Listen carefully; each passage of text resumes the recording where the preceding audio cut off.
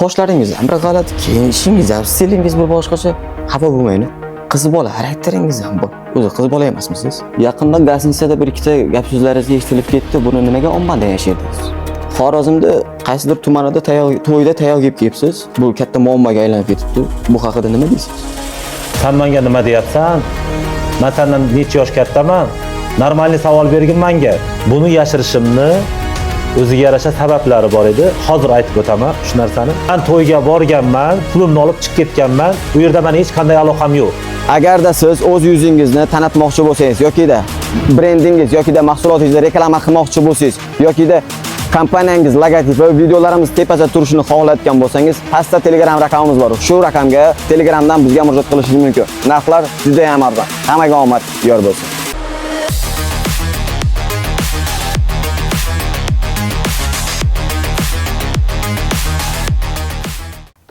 Assalomu alaykum, Mahalla Show kanalining hurmatli kuzatuvchilari, assalomu alaykum, Mahalla Showning mehmonlari. Bugungi intervyuimiz juda ham eksklyuziv bo'ladi, chunki hali hech qayerda intervyu bermagan inson o'ylayapmanki, juda ham zo'r bo'ladi va qiziqarli va mazmunli suhbat bo'ladi degan umiddaman. O'g'li, mahallamizga yangi mehmon, Xorazm bulbuli. Agarda bulbul bo'lmasa ham, xudo xolasa kelajakda Xorazm va O'zbekistonda bulbuli bo'lish nasib qilsin. O'ziga yarasha muxlislarga ega inson Bahrombek og'amiz, siz yaxshi kelib oldingizmi? Qiynalmasdan yo'llarda. Va qimmatli vaqtingizni ajratib, bizga yo'q demasdan mana shu intervyuimizga kelganingiz uchun avvalambor kattakon rahmat. Sizga rahmat taklif uchun.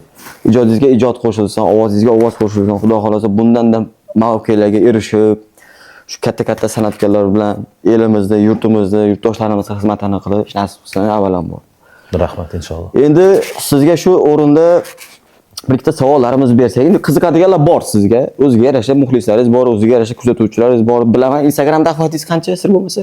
5,5 million. 5,5 million ahvatingiz bor. Siz bu degani shu 5,5 million odam ko'radi sizni degani, to'g'rimi? Qiziqib ko'radi. Shunday ekan, bir keling bir do'stona suhbatlashaylik. Albatta. U suhbat shunday haqiqiy bo'lsin, borini borcha aytaylik, qisqa qilib aytganda. Borini borcha. Avvalambor o'zingizni tanishtirsangiz, qayerdansiz? O'zimni tanishtiradigan bo'lsam, men asli Xorazmdan, Urganch shahridan bo'laman. Ismim Bahrom, familiyam Bobonyazov. 87-yil 16-aprelda Xorazm Urganchda tug'ilganman. Urganchda tug'ilgansiz. Hozirda shu san'atkorlik bilan shug'ullanasiz asosan, to'g'rimi? Ha, asosan san'at. Endi bu qolgan ishlaringiz, xo'p, mayli nima haqida intervyu davomida gaplashamiz. Bizga qisqacha bo'lsa ham yoshlikni esga olsangiz, yoshlik haqida gaplashib bersangiz. Albatta. Men o'zi yoshligimdan san'at sohaga qiziqqanman. 5-sinfimdan beri qo'shiq aytaman, ijod qilaman, lekin professional darajaga endi ishlashni boshlaganman-da. O'sha paytlari qo'shiq aytib yurardim. Hamma havas qiladi deb o'ylaganlar-da men oilamdagilar.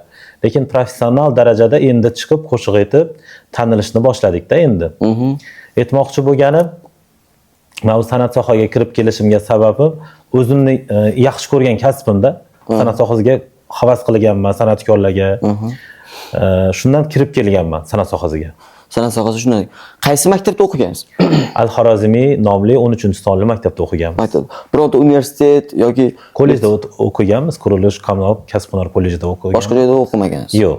Bu san'atga shogirdlikka tushganmisiz yoki o'zingiz videolarda ko'rib? O'zim har kuni men oynaga qarab qo'shiq aytardim-da. O'zim yolg'iz qolib ketardim uyda, onam ishga ketardi, opachalarim o'qishga ketardi, akam maktabga ketardi. Uyda qolib oynaga qarab qo'shiq aytardim. O'zimni ko'rib, tomosha qilib, raqsga tushib, mazza qilardim, shu narsadan lazzat olardim. Keyin katta bo'lgan sayin o'sha orzum amalga oshishni boshladi. O'sha biznes sohasi bilan bog'liq bo'ldi-da. Men boshida pul topganman, biznes qilganman. Keyin san'at sohasiga o'tganman, o'sha orzularim amalga oshgan, mashhur insonlar bilan ko'rishdim. Endi ustozimni ham aytib o'tib ketaman. Ustozimga ming rahmat. Dina Asrayeva degan oqqo'rg'onlik ustozimiz bor. Opamiz meni poddeshka qilgan, har taraflama. Sizda shunaqa narsa bor Bahrombek, ayting degan. Men asosan arabcha, turkcha qo'shiqlarni asosan aytaman-da. O'zbekcha ham aytaman, Xorazmcha ham aytganman. Har xil nimalarda aytganman. Har xil yo'nalishda ketasiz. Aytmoqchi bo'lganim, ustozimni bitta qo'shig'i bor edi, Yalla Habibi degan. O'sha qo'shig'ini aytib chiqdim, o'sha qo'shiq menga omad olib keldi. U meni tanitib yubordi. Keyin Xundayni aytdim, Qapoq degan qo'shiq aytdim, Xorazmcha yo'nalishda. U qo'shiqlarim ham mashhurlik darajasiga erishdi. U o'zini muxlislarini topdi. Mana deysiz. Mana Xorazmdan keyin chet ellardan ham meni kuzatishadi ekan, Amerikadan, Misrdan kuzatishadi ekan, Dubaydan kuzatishadi ekan, Turkiyadan kuzatishadi ekan. Yolandi dunyo degan bitta qo'shiq aytganmiz. Keyin Movini aytganmiz. Keyin Tutamas degan qo'shiqlari bo'lardi turklarni. O'shani Turkiyaga 2024-yilda safarimiz bo'lgan. O'sha paytda videoroliklarni olib kelganmiz Turkiyada. Bizneslarimiz bilan borib kelganmiz. Aytmoqchi bo'lganim, o'sha qo'shiqlarim menga omad olib keldi. Ko'p insonlar o'sha qo'shiq orqali meni tanib oldi. Mana shu san'at sohasiga necha yoshda kirib kelgansiz, sir bo'lmasa? San'at sohasiga aytdim, yoshligimdan, lekin endi praktika 5 yil bo'lib qoldi-da, 5 yil bo'lib qoldi san'at sohasiga polnishib kirib borganimga. Ungacha nima ish qilgansiz? Undan oldin biznes qilganman. Nimalar bilan? Men kichik biznesdan boshlaganman, keyin katta biznesga o'tganman. Meni biznesim asosan ayollarning kiyim-kechaklari bilan shug'ullanganman. Murskoy narsalar sotganman, kiyim-kechaklar sotganman, Dubayga borib kelganman, bizneslarim bo'yicha, ishlarim bo'yicha aytdim-ku. Keyin Turkiya, Istanbul shahriga borib kelganmiz. U yoqdan narsalar olib kelib sotganman. Keyin biznes hamkorlar bilan birgalikda ishlaganmiz. Shunaqa. Xullas shungacha shu ishlarni qilgansiz. Qilganman. Hozirda quvvatga ishlaringiz bilan tanishtirsangiz, hozir nima ishlarni qilasiz? Blogerchilikka qo'l urganmiz. Reklama bo'yicha chiqib turishadi odamlar, o'shalarning reklamalar, proyektlarini olib, o'shalar bilan savmestlikda birgalikda ishlaymiz, ish olib boryapmiz. Blogerchilik qaysi platformada olib boryapsiz? Bizaniki food, yeb ichim reklamasi bo'yicha. Reklamasi bo'yicha. Instagramdami yoki bloger? Instagramda olib borasiz. Xudo xolasa Instagramga qiziqqanlar bo'lsa yoki kimdaga reklama qilmoqchi bo'lsa, videoni pastda chiqadi, bemalol Instagramga o'tib kuzatishingiz mumkin bo'ladi, xudo xolasa. O'sha blogerchilik, san'at sohasidan boshqa bizneslar ham bormi? Ha, albatta bor. Qanaqa endi? Sir bo'lmasa. Men Dubay abayalari bilan shug'ullanaman. Ko'pchilik insonlar bilmaydi. Mana Dubay abayalarini sotishimni. Dubaydan kelinadi, 12 viloyatga tarqatiladi. Optim tarqatiladi, lekin men unaqa sotmayman-da, optim tarqatamiz. 12 viloyat bo'yicha dastavka xizmatlarimiz bor. U Dubay abayasi nima deydi? Dubay abayasi degani Dubay liboslari, ayollar liboslari, sharflari, ro'mollari, kiyim-kechaklari, o'sha narsalar bilan shug'ullanib turaman. Hozirda shu ishlar bilan shug'ullanasiz. Boshqa qiladigan ishingiz yo'q. Endi ro'mol biznesimiz bor.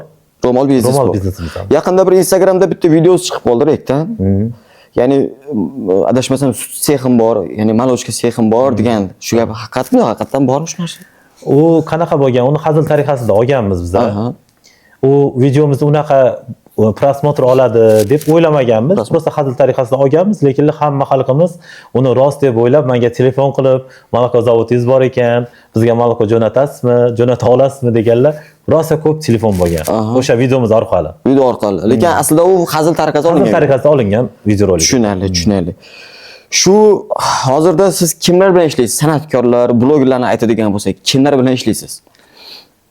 San'at sohasida o'sha Dina Asrayeva ustozimdan maslahatlar olib turaman asosan. Oqqo'rg'onlik, Toshkentda yashaydi. O'shana duolari bilan san'at sohasiga kirib kelganman. Blogerlarni hammasi bilan yaxshiman. Hammasi bilan ishlaysiz. Hammasi bilan yaxshiman. Endi sizga endi keyingi savolim oilangiz haqida bo'ladi. Nechinchisiz? Oilangiz bormi, farzandlaringiz? Albatta. Men 87-yilman. Ayolim bor, farzandim bor, bitta o'g'lim bor, ismi Sobirjon. Onam borlar, dadam olamdan o'tgan, ikkita opacham bor, akam bor, keyin men. Hozir siz oilada katta o'g'ilmi shunda? Men kichkinasiman. Eng kichkinasi. Sizdan katta ikkitasi bor. Ikkita opacham bor, keyin akam bor, keyin men kichkinasi. Siz 4-farzand. Oilada. Aka-ukalaringiz ham, ya'ni opa-singillaringiz biron joylarda ishlashadimi yoki? Ular san'at sohasiga aloqasi yo'q ular. Aloqasi yo'q. Oilangizda o'zi san'at sohasiga aloqasi yo'q o'ziga? Umuman aloqasi yo'q. Men chiqqanman-da. Bitta men chiqqanman. Shunaqa. Xudo xolasa endi kelajakda farzandni ham san'atga kirgizish niyat bormi yoki yo'q? Yo'q. Unga qiziqmaydi, u san'at sohasiga qiziqmaydi. Faqat siz qiziqasiz. Bu qanaqadir o'tib qolganda endi. Endi kelib qolgan, endi Alloh bizga yuqtirib shu narsani, mashhurlik degan narsani odamlar rasmga tushib qolishadi, ba'zi paytda yonimga kelib qolishadi. Bahrom aka, sizmisiz? Sizni oddiy shu hurmat qilamiz, yurakdasiz. Samimiy gaplar uchun xursandman odamlar. Rahmat. Ya'ni pushaymon emassiz, ya'ni yo'q, pushaymon emasman. Malades. Endi sizga bir ikkita kommentariylarni o'qib qoldim videolarda shunday yozilganki, sizni haqorat qilishga. Ya'ni keling bunday deb aytadigan bo'lsak, negativga qandaysiz? Negativlarga to'g'ri qarayman. O'sha o'rganib ham qoldik negativchilarga. Menga shunaqa kommentariyalarni yozadigan odamlar bor, men hayron qolaman ularga. Hayotda o'zi hech nimaga erishmagan, hech nimasini Ma'lumi yo'q, prosta negativ yozib o'tiradi-da shular. Men ularni bir baxtsiz odamlar deb bilaman. Siz odamlar deb bilasiz. Baxtli inson unaqa yozishga vaqti bo'lmaydi-da ular. Shunday lekin. Lekin ularga beskонечный omad, baxt tilayman. O'zlari bilan shunaqa ovora bo'lsinlar, menga vaqti bo'lmasin. Yozishga vaqti bo'lmasin. Hammasiga omad tilayman. Negativchilarga baxt tilab qolamiz. Endi keling shu ya'ni shu bo'limda ketyapmiz, ya'ni shu negativ bo'limda. Bitta men kommentariyingizni o'qib qolaman ba'zi paytlari. Endi qo'pol bo'lsa ham aytaman, sizni bu erkak emas degan gaplar ham bo'ladi. Ya'ni xarakteri jinskiy, sochlari boshqacha. To'g'ri. Kaketa. Yoki shunga hislatingiz bormi yoki o'zingizni shunaqa tutasiz yoki bu stilmi? Yo'q. Endi Alloh shunaqa qilib yaratganda, baribir Allohim mana bu 5 barmog'imiz teng emas. Endi har kimning o'zining xarakteri bor bu dunyoda. O'zining dunyo qarashi bor, o'zining dunyosi bor. Men o'zimning dunyomda yashayman. Men o'zimning dunyom shunaqa, men shunaqa chiroyli kiyinib, o'zimga qarab yurishni yaxshi ko'raman. Men birovga yoqish uchun yo birovga bir nima uchun yashamayman, o'zim uchun yashayman. O'zimga yoqadi, yurayman shunaqa qilib. Ko'pchilik aytgan shu savol. Ko'pchilik necha yildan beri u savol kelyapti. Bugun oydinlik kiritamiz. Menga yoqadi shu stilda yurish yoqadi, shunaqa stilni kiyinish yoqadi. Shunaqa yurish o'zimga yoqadi shuncha. Zinajda unaqa narsa yo'q sizda. Yo'q, menda ham yo'q, unaqa ham yo'q. Unaqa eshitdim. Shunchaki bir o'zingizni kiyinishingiz, stilingiz shunaqa. Tushunarli bo'ldi. Zinaj og'alar, opalar mana savolga javob oldingizda ko'pchilik savolni berdi, ya'ni bu shunaqa xislati bormikan bitta so'rab ko'r deganga men to'g'risi savol beraman. Agar savolim nedovonli bo'lsa, uzr, aybga buyurmaysiz. Endi sizga shu soha bo'yicha, ya'ni o'sha negativ fikr bo'yicha ikkinchi savolni bermoqchiman. Ya'ni masalan ba'zi joylarga borasiz, sizni kutib olishadi, boshqalar qiladi. Mana shu kommentariyada negativ yozishadi. Misol to'g'rimi? O'sha kutib olayotgan payt o'sha kommentariyada negativ yozgan insonlar ko'rishib qolgan vaqtingiz bo'lganmi? Ya'ni demoqchimanki, faqat onlayn tarmoqda negativ yozib turib, hayotda ham negativ bo'lgan insonlar bormi demoqchiman-da men. Yo'q, unaqasi yo'q. Unaqa yo'q. Yo'q, yuzimga chiqib, o'zimga aytgan odamlar prosta yozishadi, kommentariya bo'lgani. Lekin realni yuzimga kelib aytgan odam bo'lmagan. Unaqa inson bo'lmagan. Bo'lmagan. Bahrombek og'amiz o'zi hayotda qanday inson? Men hayotda вообще xushchaqchaq, pozitivniy, raqsni yaxshi ko'radigan, qo'shiqni yaxshi ko'radigan, odamlar bilan tez kirishib ketadigan insonman. Hammani o'zimga yaqin bilaman-da men. Meni qalbim beg'uborda meni. Xuddi bolalar beg'ubor bo'lishadi, ishonuvchanman hayotda. Yana bir narsani aytmoqchiman, o'zim ba'zi paytda o'zimni mana ishonuvchanligim o'zimga pand berib qoladi. Har xil g'alamis odamlar bor, har xil insonlar bor, sizdan foydalanishga harakat qiladiganlar bor. O'shalar foydalanganlar vaqt soatida mendan, ishonuvchanligimdan. O'sha narsada hayotda mana hozirda nimalarga erishdingiz? Mana 87-yilman dedingiz. Shu yoshgacha nimalarga erishdingiz? Mana 38 yoshga kirib qolgan bo'lsam, dunyo kezdim. Birlashgan Arab Amirligi Dubay shahrida bo'ldik 2019-yilda. Keyin Turkiya Istanbul shahrida bo'ldik. Turkiyaning Istanbul shahrida o'sha bizneslarimiz bilan, ijodlarimiz bilan borib keldik. U yoqda bizani yaxshi kutib olishdilar. Samimiy, beg'ubor insonlar bor ekan. Ularning suhbatini oldik. Yaxshi davralarda bo'ldik. Mashhur insonlar bilan ko'rishdik. U yoqdagi odamlarning taassurotlarini endi aytib bersam, juda ham zo'r, juda ham pozitivniy, juda ham bir hayotga yaxshi ko'z bilan qaraydigan insonlar bilan ko'rishdik. O'shalarni boriga shukr, o'sha muxlislarimni boriga shukr. Jonlaringiz sog' bo'lsin. Bizani kuzatinglar, har doim biz sizlar uchun izlanishda biz.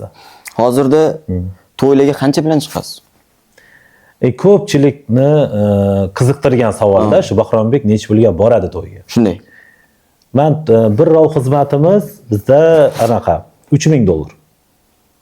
Xorazmda o'zigami? Ha. Bir rov xizmatimiz $3000, dejurniga aytishadi, men 5000, 10000. Ya'ni dejurniga aytsa 5000, 10000 bilan borasiz to'yga.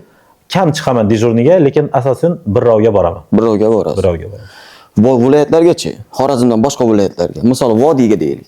Vodiya shu 3000, 4000 atrofida bor. Borasiz. Shu bir rovga xizmatimiz. 3000, 4000 atrofida. Malades. Sal qimmat emasmi? Yoki shunga yarasha baribir? O'shanga yarasha meni muxlislarim bor-da. Miami chaqirishadigan bor, lekin chaqirishadi. Shunaqa muxlislarimiz bor. Kun to'y har kun bo'ladimi yoki yo'q, men orasi ochib turib, men unaqada bir paytlari постоянно bir hafta to'y bo'lib ketadi, bir oy to'y bo'lib ketadi, ba'zi paytda ozroq bo'lib qoladi. Men sezonga bog'liq-ku, sezonniy bo'ladi-da bizda. Ya'ni Постоянно emas, Постоянно emas. dam olib turasiz. Dam olib turaman. O'sha paytda blogerchilik qilaman, bizneslarimni qilib boraman, boshqa ishlarim bor, o'shalarni qilib olishga harakat qilaman. Blogerchilikdan qancha topasiz, sir bo'lmasa? Blogerchilikdan ham yaxshi topaman. Misol, Misol 30 million. 30 million topasiz bloger. Bir oygami yoki kunigami? Ba'zi paytda oyiga desa ham bo'ladi, ba'zi paytda undan ham ko'proq qolib ketadi. Undan ham Mana olishimga bog'liqda, reklamadan olishimga. Bizneslardan qancha pul topasiz? Keling bunday deymiz. Oyiga общий hamma ishingizdan qancha pul topasiz? O'shani hisob-kitob qilmaganman-da bu. O'sha hisobni qilmagansiz. Общий hisob. Например, 50 ming chiqadimi? Ha, 50 ming chiqadi. Dollarda. Ha. Mana 50 ming dollar oyiga. Shunday bo'lsa ham odamning ichida bo'ladi-da, olasiz eshitgan bo'lsanglar, mana 50 ming dollar topadigan odam oddiy yuriydi, lekin soqqani bir tarafda bosib o'tiribdi. Hammamizga nasib bo'lsa, Xudo xolasa 100 ming, 50 ming dollarlar pul topish sizlarga nasib bo'lsa, like bosmang. Endi sizga bir keyingi savolim, qiyinchiliklar bo'lib turadimi? O'zingizda bo'lgan, boshida bo'lgan. qanday qiyinchiliklar sir bo'lmasa? Biznesni qanaqa boshlaganim, eng qiyinchilikli biznesni boshlaganim 2008-yilda boshlaganman. O'sha paytda nima deydi? Biznesga pul topish kerak-ku. Men o'zimni kiyimlarimni sotganman-da bozorga olib borib. Kiyinadigan kiyimlarimni sotib 200 ming so'm pul to'plab, 2008-yilni gapini aytyapman, 17 yil oldingi gapni-da. O'sha kiyimlarimni sotib biznes boshlaganman. 200 ming so'm pulni 1 million qilganman, 1 million 2 million qilganman. Uni o'shanaqa biznes pulni boshlab ketganman. Keyin nima deydi, bu hayotda odam orzularidan voz kechmas kerak ekanda, orzu qilish kerak ekan, yaxshi niyat qilish kerak ekan. Mana shu darajaga erishib keldim. Shu paytgacha hammasi Allohga bog'liq-da. Alloh menga berdi, bo'ldi shu narsalar. Bo'ldi shu narsa. Albatta. Ya'ni siz faqat biznes sohasida qiynalgan, san'at sohasida-chi? San'at sohasida ham shunaqa bo'lgan. Endi har xil odamlar bo'ldi, ovozi yo'q, san'ati yo'q, bunaqasi yo'q. Endi har xil odamlar o'shalarga ko'nikib ketdik-da. Ko'pchilik meni yaxshi qabul qildi, ko'pchilik yaxshi qabul qilmadi. Birovlar meni orzu qildi, birovlar meni yomon ko'rdi. O'sha nima deydi, ayrim bir ichida bor-da, yomon ko'radiganlar. Guruch ko'rmaksiz bo'lmaydi. Guruch ko'rmaksiz bo'lmaydi. To'ppa-to'g'ri. Shunaqa. San'at sohasidan bir jonli o'zingiz yozgan bir qo'shig'i bormi? O'sha Yalla Habibini ustozim aytgan, u menga podarka qilgan sovg'aga. O'sha qo'shiqni yaxshi ko'rib aytaman. Uni arablar ham tushunish uchun aytganmiz-da. Uni nakorati arabcha ketadi, mix qilinganda, kubleti o'zbekcha ketadi. Bitta eshitsak bo'ladimi bir kublet? Albatta. Yalla yalla habibi, yalla yalla habibi, ana mushtak habibi, ya ruhi ya habibi. Muhabbat nozik tuyg'u sindirsa yamab bo'lmas, yaxshi ko'rgan yoringni husniga to'yib bo'lmas. Yalla yalla habibi, yalla yalla habibi, ana mushtak habibi, ya ruhi ya habibi. Молодец, krasavchik. Ovoz bor, lekin menga o'g'lar joy essabar boshqacha ekan. To'g'risi, men joy artist eshitmaganman. To'yga borasiz. Hamma menimcha farqi. O'zingizdan farqlanmadan foydalansangiz kerak. Endi bu ba'zi paytda bo'lib turadi. Lekin asosan jonli aytasiz. Jonli aytaman. To'ylarda ham shu jonli aytasiz. Ovoz qiynalib qolmaydimi? Tomoq yo'llar. Yaxshi. Молодец, ko'z tegmasin. Endi kelajakda nima qilishlarni reja qilib yursiz? Rejalarimizga kelsak, mana bu sayohatlarimiz borda, chet ellarga, xudo xolasa boshqa davlatlarga chiqib, mana bu san'atimizni jahon sahnasiga olib chiqish, mana boshqa tillarda qo'shiq aytish, menga anaqa eroncha, tojikcha, forscha qo'shiq ayting deb taklif bildirganlar bor. O'shalarni xudo xolasa borib shu yoqda ijod qilib, borib sayohat qilib, ijod qilib kelish niyatlarimiz bor. Yangi qo'shiqlarni bizdan kutib qolinglar tez orada. Eroncha, tojikcha qo'shiqlarni bizdan. Xudo xolasa. Hozir tojikcha bilasizmi qo'shiq? Bironta qo'shiq? Yo'q, endi nasib shuni o'rganib, чтобы o'zini nima deydi, tojikchani o'zini shevasida, laqchasida aytiladigan narsa xato aytib qo'ysangiz bo'lmaydi-da, ular xafa bo'lib qoladi. Albatta. Tojikistonlik tayyorlanib muxlislari bo'lsa, Tojikiston papesh deb qo'ysangiz bo'ldi. Молодец, krasavchik. Tojikistonlik og'alarimiz gap yo'q. Endi xudo xolasa mana bu bironta biznesni rivojlantirish yoki bironta bir korxonami yoki bironta bir restoran ochish niyat bormi O'zbekistonda? Albatta. Xudo xolasa bitta katta restoran ochish niyatimiz bor. Undan tashqari ishlab chiqarish, Dubay abayalarini bu yerda chiqarish niyatimiz bor. O'shalarni endi Dubayga borib, Ajmanga degan joyi bor. O'sha yerda abayalar chiqariladi.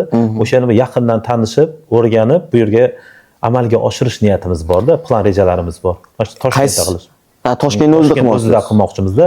Dubayga bormaymiz, mashina o'zidan chiqariladi, shu yerda optim narxda beriladi. Aha. Odamlar xohlagan odam kelib olishi mumkin. Hozirda Toshkentda istiqomat qilyapsiz. Toshkentda qilyapman. Xudo xohlasa endi Toshkentga ko'chib kelib polniy joyda yashamoqchisiz. Iloji boricha shunaqa qilmoqchiman. Shunaqa qilmoqchi. Xorazm zerikarlimi? Yo'q, Xorazm ham yaxshi. Prosta Xorazm viloyat kichkinada, Toshkent megapolis katta. 12 viloyatda odamlar kelishadi. Bu yerda rivojlanish bor, o'sish bor degandek. Shunaqa. To'g'ri, lekin u gapingiz to'g'ri. Xorazm ham lekin juda go'zal. Juda ham zo'r, yaxshi ko'ramiz Xorazm. Albatta, albatta. Albatta. Mana bu o'zingizni yaqin do'stlaringiz bormi? Yaqin bo'ladi-ku. Ertaga masalan og'ir kuningizda siz Shunaqa bor deb o'ylayman. Ba'zilari gapga kirib ketganda, o'sha paytda masalan dushmanlarimiz yomonlagan paytida o'shalar gapga kirib dushmanlar tomon bo'lib olgan odamlarimiz bor-da. Do'st qiyofasidagi dushmanlarim deb bilaman ularni. O'zini do'st qilib ko'rsatadi, lekin dushman ishini qilib ketganlar bor. Lekin haqiqiy do'stlari bor, sanoqli-da ular. Ismlarini aytib bilamizmi? Endi ismini aytmay qo'yaverdik. Ba'zilar xafa bo'lib qoladi-da, narigi odamlar xafa bo'lib qoladi. Mayli, eng yaqin do'stingizdan bittasini ismini ayting hech bo'lmasa. Hammasini emas, bittasini. Bitta Botir degan do'stimiz bor, juda ham yaxshimiz. Kafelarga, restoranlarga borib o'tiramiz. U bilan qanaqamiz? U meni shunaqa tushunadi, kiyinishimiz, stilimiz o'xshab ham ketadi-da. U juda ham yaxshi, samimiy inson. Men u bilan qancha o'tirgan bo'lsak, mazza qilib o'tirganmiz.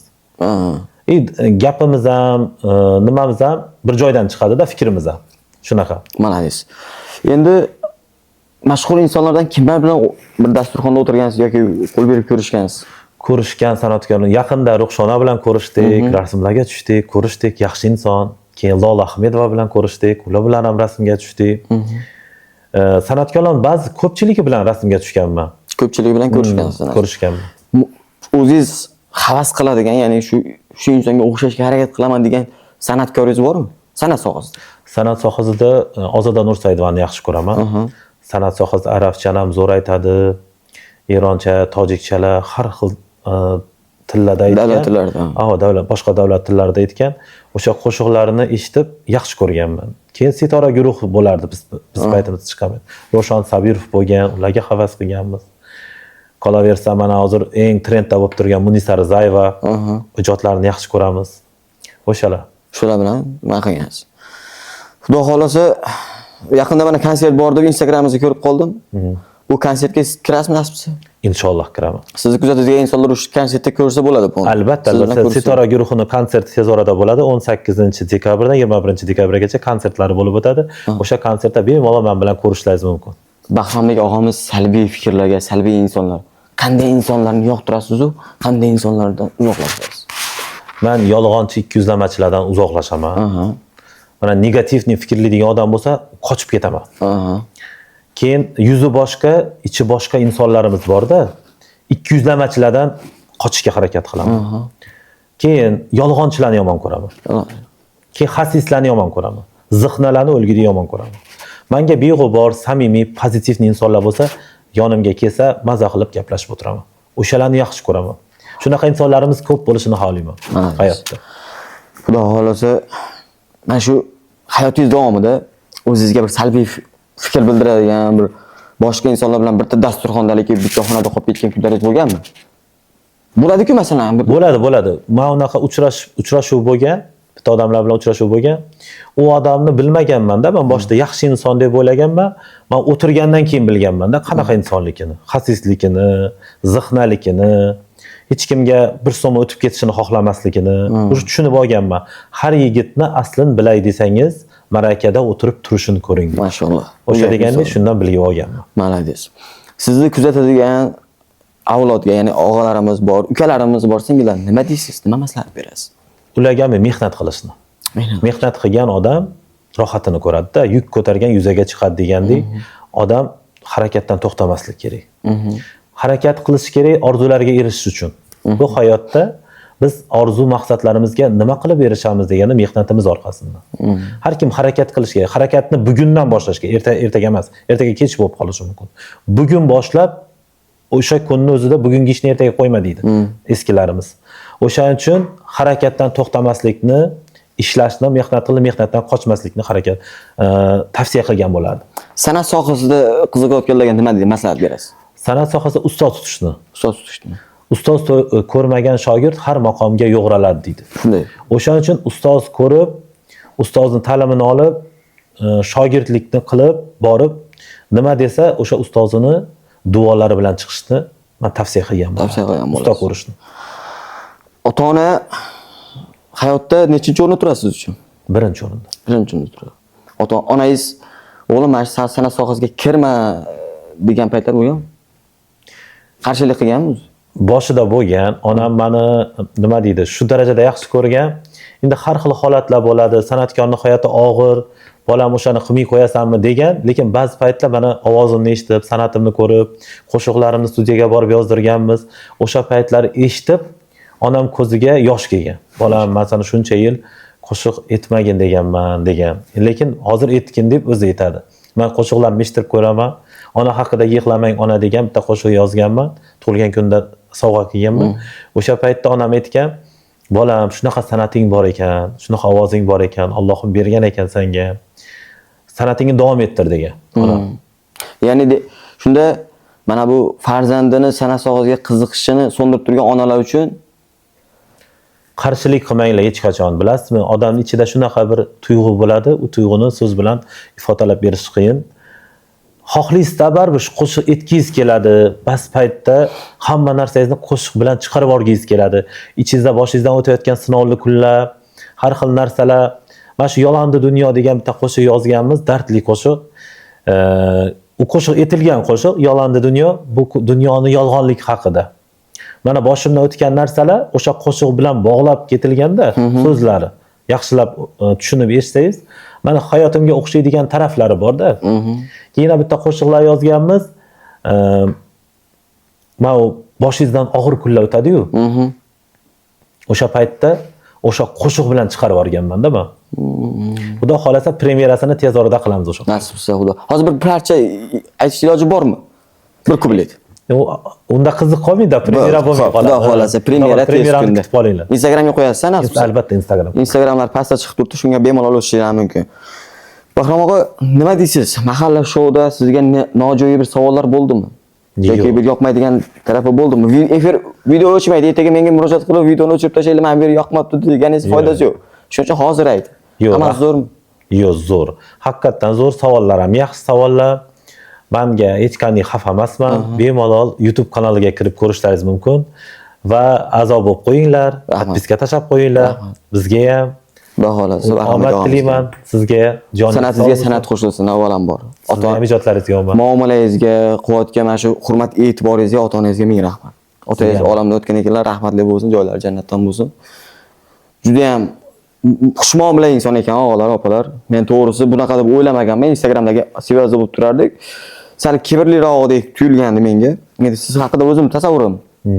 Kibrlilik tuyulganda, yo keldik mana bir og'iz gapimiz bilan keldilar. Suhbat ham chiroyli bo'ldi. Ya'ni kibri yo'q, ya'ni o'zidan ba'zi bir insonlarga o'xshab, san'atkorlarga o'xshab, men san'atkorman deb kimlarning kibrini yo'qolmaganlar.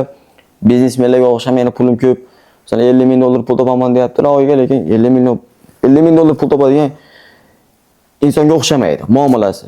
Ya'ni shu qo'pol qilib aytadigan bo'lsa, kambag'al bilan kambag'al, boy bilan boy bo'lib ketaveradi insonlarga. Menga juda ham yoqdilar.